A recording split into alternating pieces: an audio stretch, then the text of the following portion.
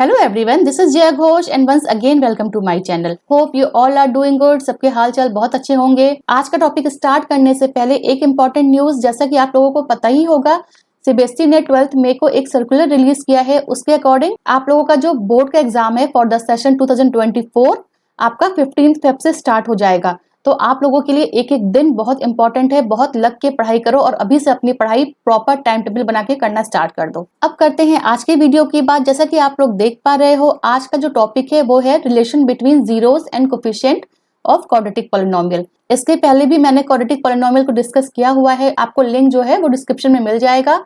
मैंने ऑलरेडी बता दिया है कि इसका जीरोस कैसे फाइंड आउट करते हैं। सो विदाउट डिले अब वीडियो को स्टार्ट करते हैं। और अगर आप लोग मेरे चैनल पे नए हैं, फर्स्ट टाइम आए हो इस चैनल पे, so don't forget to subscribe this channel.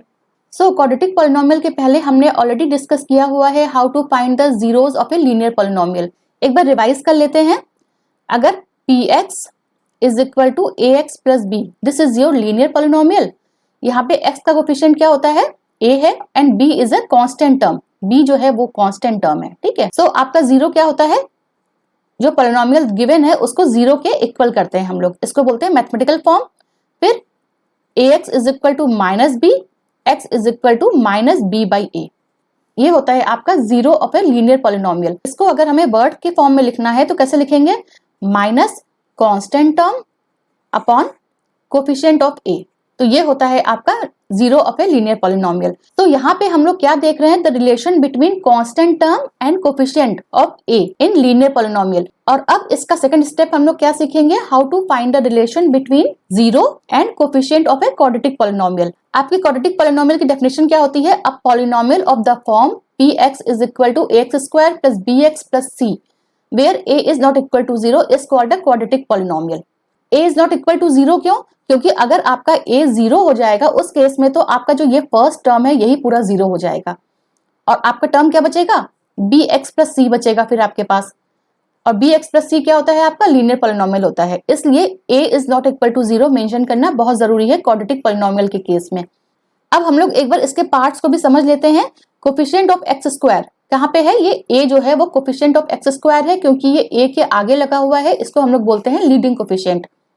Coefficient of x क्या है, वो b जो है वो आपका कोफिशिएंट ऑफ x है, और c के साथ कोई भी वेरिएबल नहीं लगा है, इट मीन c आपका जो है वो कांस्टेंट टर्म है। तो इतना तो कर लोगे।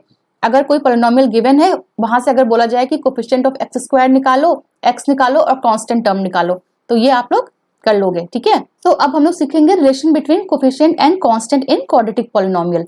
सबसे पहले ये समझ लो कि क्वाड्रेटिक पॉलिनोमियल में टू जीरोस होते हैं। टू जीरोस क्यों होते हैं, क्योंकि x की जो हाईएस्ट पावर होती है वो 2 है, तो इसीलिए क्वाड्रेटिक पॉलिनोमियल के दो जीरो होते हैं। Let suppose alpha and beta are zeros of quadratic polynomial.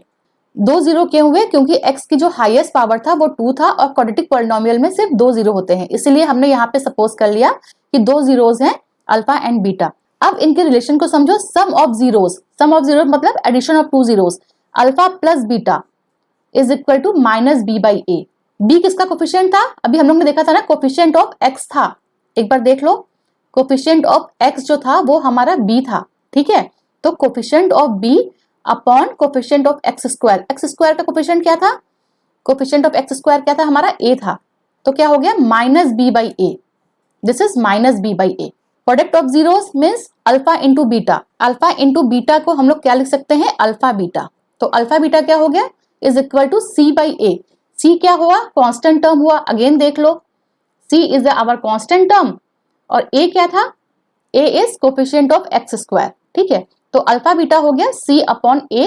So product of zeros हो गया c upon a, sum of zeros alpha plus beta, product of zero alpha beta, ठीक है, इतना याद रखना। अब हम लोग इसके आगे जब क्वेश्चन सॉल्व करेंगे ना तो ये और क्लियर हो जाएगा और इसको हम लोग वेरीफाई भी करवाएंगे, इस रिलेशनशिप को हम लोग आगे वेरीफाई भी करवाएंगे। ये एक क्वेश्चन आपके आगे है, find the zeros of quadratic polynomial px is equal to x square plus 10x minus 1। तो सबसे पहले हम लोग इसका जीरो निकालेंगे, कैसे निकालेंगे, थ्रू फैक्टराइजेशन मेथड, ठीक है। इतना तो हमने सीखा हुआ है पहले भी, px is equal to x square plus 10x minus 11, इतना ही था। अब यहां से हम लोग क्या कर रहे थे, a is equal to 1, b is equal to 10 and c is equal to minus 11, इतना तो किया था, याद है ना हम लोगों को। इसके बाद फिर जो मिडिल टर्म है ना उसको स्प्लिट करना है कि आंसर कितना आना चाहिए, ए और सी को मल्टीप्लाई करो, आंसर 11 आना चाहिए। हमें दो ऐसे नंबर चाहिए जिनको की मल्टीप्लाई करने पर आंसर 11 आ जाए और प्लस या माइनस करने पर 10 आ जाए। ठीक है, तो ऐसे कौन से नंबर होंगे? सिंपल है, 11 इंटू 1 11। ठीक है, तो हमें ये मिल गया। और 11 माइनस 1 10, तो इट मीन्स हो गया ना आपका मिडिल टर्म स्प्लिट। अब देखो कैसे लिखेंगे इसको, x square plus 11x minus x minus 11। हमने स्प्लिट कर दिया, ये जो मिडिल टर्म है इसको हमने स्प्लिट कर दिया। ठीक है, 10x को हमने लिख दिया 11x माइनस एक्स। अब इसके आगे x कॉमन ले लो, क्या आएगा, x प्लस 11 एक ब्रैकेट में आ गया, माइनस 1 अगेन x प्लस 11। उसके बाद x माइनस 1 आपका एक ब्रैकेट में आ गया, दूसरे ब्रैकेट में क्या आया, x प्लस 11। ठीक है, इतना कर दिया। अब जो फैक्टर आए हुए हैं उस फैक्टर को 0 के इक्वल रखो, तो क्या आ जाएगा, x इज इक्वल टू 1। तो ये हो गया आपका एक 0। ठीक है, और सेकंड 0 क्या होगा, x plus 11 is equal to 0, x is equal to minus 11। तो this is your second 0। It means कि हमें दो रूट मिल गए, एक हो गया 1, एक हो गया माइनस 11। एक को मान लो अल्फा, एक को मान लो बीटा। अब यहां से एक बार फिर देखो, अल्फा प्लस बीटा कितना हो जाएगा, 1 plus minus 11 is equal to minus 10। ठीक है, अल्फा बीटा कितना होगा, 1 into minus 11 is equal to minus 11। अब हमें थ्रू फॉर्मूला जो अभी हमने देखा है उसके थ्रू हमें इसी चीज को वेरीफाई करनी है। इस पॉलिनोमियल के अकॉर्डिंग आपका a कितना है, a इज इक्वल टू 1 है, b इज इक्वल टू 10 है और c is equal to minus 11 है। तो सम ऑफ द जीरोस क्या होते हैं, अल्फा प्लस बीटा क्या होता है, minus b by A. Minus b कितना है, 10 है, a कितना है, 1 है, तो आंसर कितना आया, माइनस 10 आ गया। देखो हमने पहले भी निकाला है कि नहीं है, sum of zeros is equal to minus 10, और हमारा यहाँ पर भी जो फॉर्मूले से निकाला है वो भी हमारा माइनस 10 आया। तो आपका एक रिलेशन तो वेरीफाई हो गया। ठीक है, अगेन अब हम लोग वेरीफाई करेंगे सेकंड रिलेशनशिप को। क्या होता है, product of zeros alpha beta is equal to c by a. तो सी कितना है यहां से आपका, देख लो एक बार, सी जो है वो है आपका माइनस 11 और ए आपका है 1। तो यहां से कितना आया, माइनस 11 आया। देखो हम लोग ने ऊपर का निकाला था, ये देखो यहाँ पे हमने निकाला है माइनस 11। ठीक है, तो इट मीन्स हमारा ये रिलेशनशिप भी वेरीफाई हो गया थ्रू फैक्टर मेथड भी और थ्रू फॉर्मूला भी। आगे जब हम लोग इसके और क्वेश्चंस करेंगे तो ये क्वेश्चंस आपको और क्लियर हो जाएंगे।